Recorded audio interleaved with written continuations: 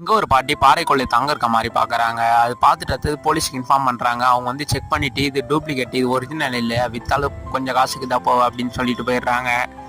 அந்த பாட்டியும் கேட்டுட்டு அமைதியா போயிடுறாங்க. அடுத்த நாள் அந்த போலீஸ் அவங்க ஃப்ரெண்ட்ஸ் எல்லாரையும் கூப்பிட்டு அந்த தங்கத்தை எடுத்துட்டு வந்து திருப்பி செக் பண்ண ஆரம்பிக்கிறான். அது செக் பண்ணா அதுக்கப்புறம் தான் தெரியுது ஒரிஜினல் தங்கம் அப்படின்ட்டு.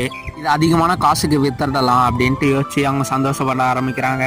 இங்க இருக்க பாறை எல்லாத்தையும் உடைச்சு நம்ம இருக்கிற தங்கம் எல்லாத்தையும் நம்மளே எடுத்துக்கலான்ட்டு பேசிட்டு இருக்காங்க. அப்பன்னு பார்த்தா அந்த பாட்டி வந்துட்டு நீங்க பேசுறது எல்லாத்தையும் நான் கேட்டேன், இது போய் நான் ஊருக்குள்ள அப்படியே போய் சொல்லிடுவேன் அப்படின்ட்டு சொல்றாங்க. அப்பன்னு பார்த்தா அந்த பாட்டி திறமை கீழே விழுந்துடுறாங்க, உயிருக்கு போராடிட்டு இருக்காங்க. இதையே அந்த போலீஸ் சாதகமா எடுத்துட்டு அவங்கள கொண்டுடுறாங்க. இது ஏன் அந்த பாட்டிக்கு தெரிஞ்சவங்க பெரியவர் ஒருத்தர் அங்க தூரத்துல இருந்து பார்த்துறாரு. அப்பன்னு பார்த்தா அந்த பாட்டியோட பேத்தியும் மலையில தேடி வர ஆரம்பிக்கிறாங்க. இப்ப அந்த பெரியவர் அந்த பொண்ணை மேல வர விடாம காப்பாத்திடுறாரு. இருந்தாலும் அந்த கூட்டத்துக்கிட்டே இவங்க 2 பேரும் மாட்டிக்கிறாங்க. கடைசியில அந்த பெரியவரை கொண்டுட்டு அந்த பொண்ணையும் கொல்ல வராங்க. பார்த்தா அதுக்குள்ள போலீஸ் வந்து அவங்க எல்லாரையும் சுட்டுறாங்க. அந்த பொண்ணையும் காப்பாத்திடுறாங்க.